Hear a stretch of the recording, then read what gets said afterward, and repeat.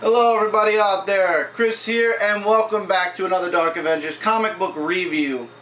Once again, a week late due to the fact that I was smart enough to stick a HeroClick thing in my order, which literally slowed it down an entire week, which was crazy. However though, it's Sunday and I already finished one of the two piles, which is very good. I've been finding a lot of extra time to read comic books lately, so hopefully things will get back on track rather quickly. Since I finished this, tonight's Sunday, I'll be reading comic books tonight, tomorrow, and hopefully by Tuesday, Wednesday night, I'll have the comic book review from the comic books that were released this week out, and we'll be back up to date with everything. Yes, so let's get into the comic books this week. The week these comic books were released was May 2nd, 2012, except for this comic here, The Shadow #1, which was released, I believe, the second to last or last week of April, but it was definitely one of the last 2 weeks in April. However, a comic that is The Shadow #1 that was released this week is the comic book you see here. The Shadow #1, the exact same cover, signed by Garth Ennis. It is a Midtown signed comic exclusive. You can go to midtowncomics.com. I'm sure they have a few left.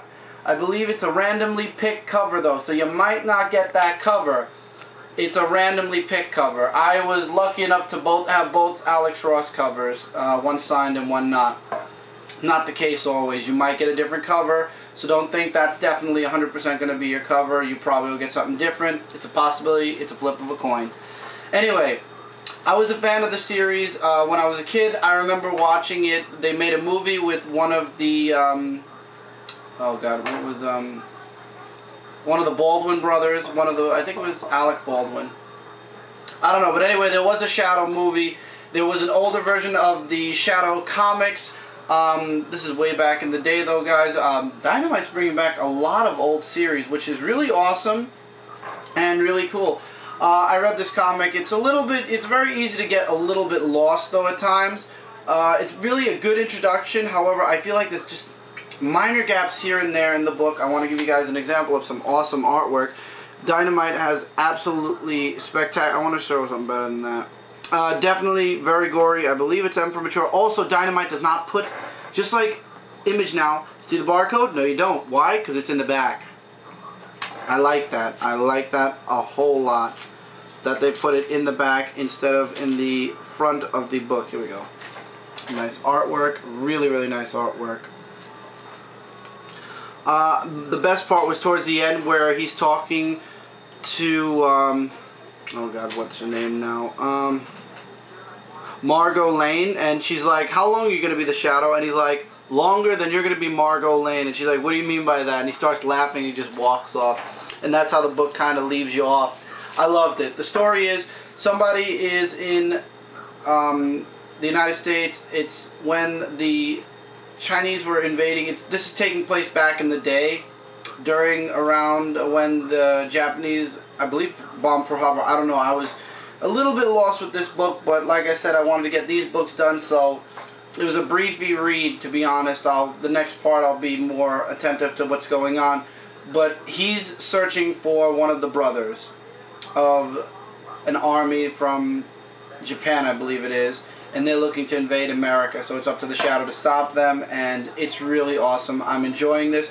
I am going to, however, reread this, because I got to be honest with you guys, like I said, didn't exactly read this through and through as well as I thought, but I really liked it a lot. Another book that's the #1 this week is The Spider #1 out of Dynamite. Also got the Alex Ross cover for that. Alex Ross apparently is doing all the Dynamite covers, and basically in this book you get an entire introduction into the Spider character. In the very beginning of the book, he's introduced, and he's saving this girl who is about to be assaulted. The preview art is in the on CBR.com if you're interested in checking that out. He saves the girl, and then the rest of it's all talking about his life and how he had to disappear and pretend to be dead in order to become the Spider, who the police force is actually after him because they consider him a vigilante. And the only people that knows he's the Spider are his ex-girlfriend, Nina, and I forgot the other person who's the other person's name. I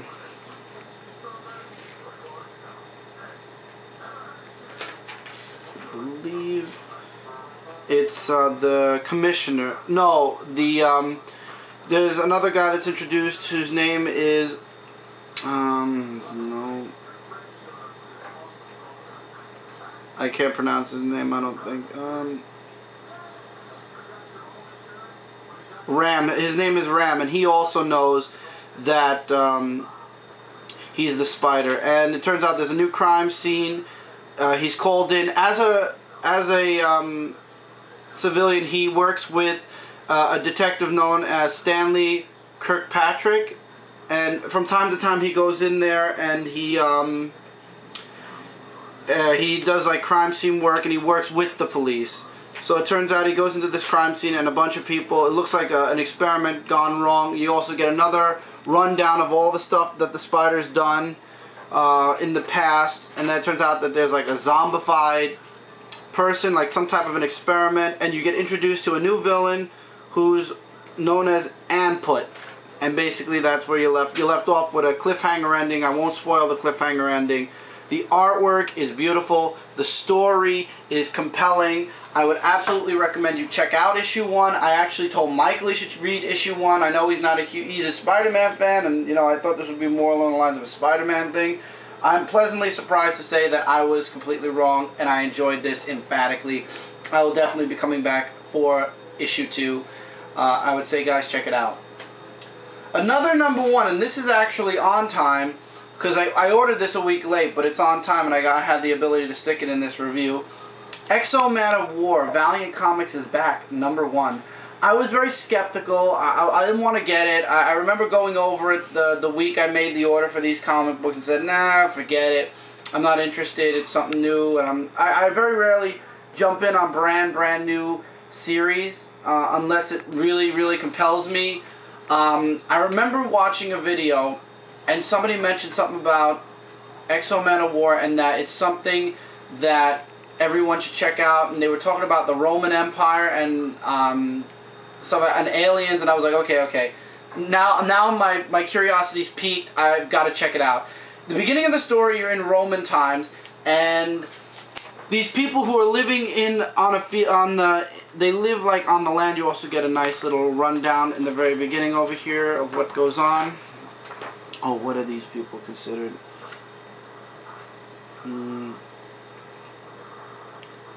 Basically, they live in peace I forgot what they consider it, but they're considered barbarians, and the Roman army at the very beginning of the book attacks them because they want to enslave their women and kill the rest. So basically the whole first part is a fight. The main character's introduced. Something happens with his father. I don't want to spoil it. I want you guys to check it out. Then, towards the middle of the book, this happens. Something new. They think it's the Romans that are invading at night, but it turns out it's an alien race. And eventually, the main character gets captured along with somebody else. I forgot his name. I have to remember his name or else I'm going to be very bad. Well, he actually tries to fight back in the very beginning of it, but of course it doesn't work. Arik, A-R-I-C, Arik. And him and his friend get captured, and they go into an alien world, and the aliens are trying to get this spherical thing, which turns into actually armor, the armor from the cover, and basically whoever it deems worthy will be its wearer, etc., etc. You know, kind of like the Sword and the Stone thing, except the alien that puts it on is not deemed worthy, and yeah, you don't want to know what it does to him. So anyway, Arik sees this because he breaks free from capture, and then he gets recaptured, and it's to be continued where he's saying in the jail cell, we have to find a way out, and we got to get their weapons and use the weapons against them. This is definitely not something that we're used to. It's not the Romans. Also mentioned, A Summer of Valiant. Since Valiant Comics are coming back, I looked up a few of these books. And I'll be honest with you guys right now, I'm probably going to be picking up Harbinger and Bloodshot #1. I'm not too sure about Archer Armstrong. I'm 50-50. It's it just depends on time and it depends on money. It Harbinger's coming out in June, Bloodshot in July, and Archer Armstrong is coming out in August. So I have about 3 more months to decide. But X-O Manowar has me interested enough to be coming back for issue 2. I believe this is selling out everywhere. So guys, if this even the slightest bit interests you from what I've told you about this book, I left a lot out by the way on purpose. If this interests you at all, I would highly recommend you go check this book out. It's at midtowncomics.com. There's a bunch of variants. And I believe next week there's a signed version, so if you really are willing to read through a signed version at least once, I did that for Saga #1, then you could get it that way. There's 2 versions that are signed. Okay, actually I skipped one from Dynamite. I'm going to fix that. Now, Dynamite, #2, Voltron, Voltron Year 1, #2 from Dynamite. Really good. Sven's worst nightmare comes to be in this issue. The mission fails. I'm not going to say how. You guys have to actually read it to... if you're a fan of Voltron, you'll be reading this. If you're not, you're really not going to care about what I have to say about Year 1 Voltron. But basically, Sven fails, and then it's about coming back from the fail. And the artwork, however, on the inside of this book is spectacular, as always. This isn't Voltron, though, guys. They aren't working in the Voltron lines yet. This is all them working for the Republic. And that gives away what happens. I want to try to show some good artwork. Come on, give me something good.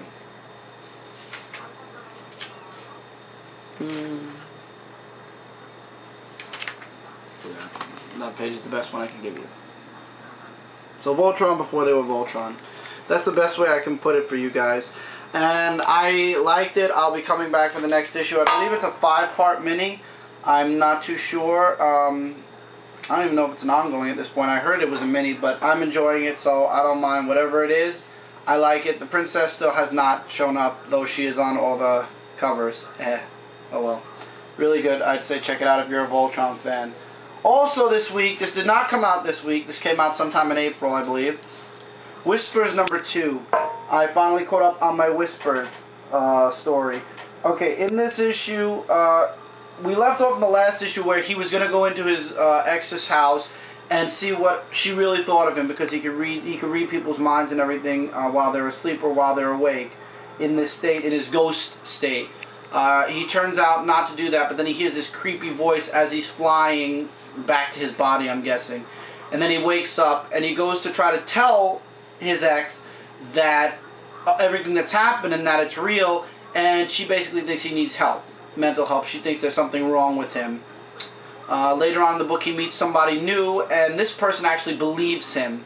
Well, she doesn't say she believes him, but she's willing to sort of believe him, and she's like, well, if that's true, then what about this, this, and that? And you have to find a way to find out where that voice came from, so the next time you go into your ghost state, maybe you should try to follow the voice. He does, and it turns out there's a gruesome scene in this book from the very beginning when he heard the voice about a little baby being eaten. Yes, eaten. It's crazy. And he follows the voice and he bumps into a guy, and it turns out that guy isn't what he seems, and that's all I'm going to say with that. I will be getting the last few issues of Whisper absolutely positively. I just want to get a good video, this is as good as it's going to get. Whisper was really good. Would I highly recommend it? Absolutely. I'm glad that Scott Custom Bromstar actually brought this book to my attention. I feel bad I missed out on Rage More, but once again I'll just get that when it comes out in trade form. I would say check this book out. It might not be for you, but still give it a look. Give issue 1 a look and see what you think about the series. Going into the big 2 now. DC Comics first. First of all, Earth 2 #1. Yes, it's Earth 2 #1. No. No. I read the first issue. No. The whole point of this book, I'll give you a rundown of it right now. Superman, Wonder Woman, Batman versus somebody who wants to destroy the world, and they all die. Ooh, who didn't see that coming? It was actually on every single comic book website already, so if you didn't know by now, yeah, it's everywhere. So I figure I'm taking into consideration that these comics are 2 weeks old and you already know this. And basically in the next issue, the JSA is going to form. No. No. First and last. Hunter and Power Girl, World's Finest, #1. However, which spins out right after this actually. I might come back for the next issue to give it one more shot. It was good enough to say, yeah, I liked it. Paul Levitz really did a good job with the story. However, it leaves a little to the imagine. It leaves a little bit more to like, I don't know. It's I don't know. That's the whole point. It starts off in the present where they're on the regular DCU. In the regular DC universe, and it takes place right after the Huntress miniseries. Then it goes back in time to when they got stuck on when the whole time warp thing sent them to the regular DCU from their Earth, which was obviously Earth 2. And now it's about them coping, and Power Girl's trying to figure out a way to go back to that Earth. It doesn't work. So, yeah, now basically they're going to try to go back to their Earth, but at the same time they're going to be superheroes on the current DCU, and their first supervillain shows up on the last page. Next issue is them versus him. That's basically the best abbreviated version I can give you. Out of these two books, I would highly, I would recommend this one, because this one is just a bunch of Superman, Batman, and Wonder Woman dying. This one at least has a little bit of hope. However, I don't know. I really don't see it sticking, in my opinion. In my opinion, I see it kind of, I don't know. We'll see how the next issue pans out. If the next issue pans out well, it'll stick around. If the next issue doesn't pan out well, I'm willing to give it another shot, though. I'm not willing to give Earth 2 another shot, especially because it's a $3.99 book. First of all, I didn't like the, no. I'm not even going to talk about it. I just didn't like it at the end. There's only one more #1 I'll be checking out, and that's Batman Inc. After that, no. Another #1 from the hit series. The hit series TV series continues. Smallville, issue 1, starting season 11. Basically, this is a compilation of the 4 digital first comics from DC Comics from the month of April. It continues right after season 10. Basically, it's season 11. Clark is now Superman. He changes his costume to look more like the current day DC Universe Superman. Yip frickin' do. He explains it in issue 2 or chapter 2 that it's a lead suit. That's why he changed it. He changed it to lead so this way Kryptonite couldn't hurt him or something like that. And basically, if you guys are looking for straight up Superman, you're not going to really get that much straight up Superman in this. Once again, Smallville always focused on Clark, not on Superman. So Superman actually takes the back seat to Clark Kent. Clark comes as Clark Kent bumps into Lex Luthor, who says, I believe we were friends in the past. And Clark's like, yeah, you don't remember anything. I heard you lost your memory. He's like, yeah, I just don't understand how we were friends at one time. And yeah, then there's a Green Arrow part where Clark shows up as Superman for like one panel, and then he goes right back to being Clark Kent again. And then it's Lois and Chloe at Watchtower, and something's coming to Earth from space. And then you get some suit designs that they were talking about for the series, and yeah. Oh, and also at the very back, they're going to do exactly what they did for the other Smallville comic. They're going to give you a rundown of every single season's episodes again. They did this in the old Smallville comics from way back when, where it only lasted about 6 or 7 comics long. This was the first 10 episodes of season 1. They'll probably do the last 11 next month. And then they're going to continue probably all the way through to season 10, and then they'll probably do some type of a, what do you call it, a, letters to the editor. Worth the $3.99. It's 4 chapters in one. It's a nice sized book. I would highly recommend, out of all the #1s this week, you check this out, especially if you're a Smallville fan. So yeah. Justice League International #9 is a bit of a disappointment, and I'll explain why. This was a very good book, JLI versus OMAC. And it turns out, you find out later on that OMAC was kind of influenced into getting into this fight with the JLI. But OMAC was really looking for Batman because it turns out he knows Batman's involved with the OMAC protocol or whatnot, and that Batman maybe could help him turn back into a human because he can't turn human anymore. He can't control being OMAC, and he's stuck in that form. The JLI are after the people that have been basically destroying their lives over the past 3 issues and driving them absolutely up a wall. So they're heading to Paris. You get a little bit more insight on the people that are going against them. And also, this is the bad part now. As soon as I show you guys some good artwork. First of all, they got the Watchmen poster now. There's some artwork with OMAC. OMAC apparently is joining JLI. Now, here's the part I don't like. The story is not to be continued in Justice League International number 10. No. If you want to get the second or third part of this story, you have to read Firestorm, issue 9. Now, for those of you who know my brother who is reviewing Justice League Dark right now is crossing over with iVampire. And now this is crossing over with Firestorm. And a few other books. I believe Resurrection Man is crossing over with Suicide Squad. And a few other books are crossing over. Green Lantern, Emerald, New Guardians is crossing over with Blue Beetle. And you know why they're doing this? I'll tell you exactly why DC is doing this. JLI is doing very good. Firestorm is not doing very good. Green Lantern New Guardians is doing better than Blue Beetle. Justice League Dark is doing a hell of a lot better than iVampire. Why are they doing it? It's very simple. To boost sales for their lower selling books. Will I be getting Firestorm issue 9? Absolutely not. Just like my brother, I refuse to buy an extra comic book in a different series just to get the full story. I will wait for Justice League International 10, and if they do it again and they reach out to Firestorm, unlike my brother who actually is willing to wait another issue, I will be dropping JLI. I love Dan Jurgens' writing. I love the artwork in this book. I love JLI. It's the only Justice League book I buy from DC. But I won't put up with the bullshit of crossing over between a good series and a bad series just to boost sales for a bad series. Sorry, so DC, you're not getting me to buy, or you're not making a sale of Firestorm issue 9. You're just kind of going to lose me for Justice League International in the future. That's my opinion.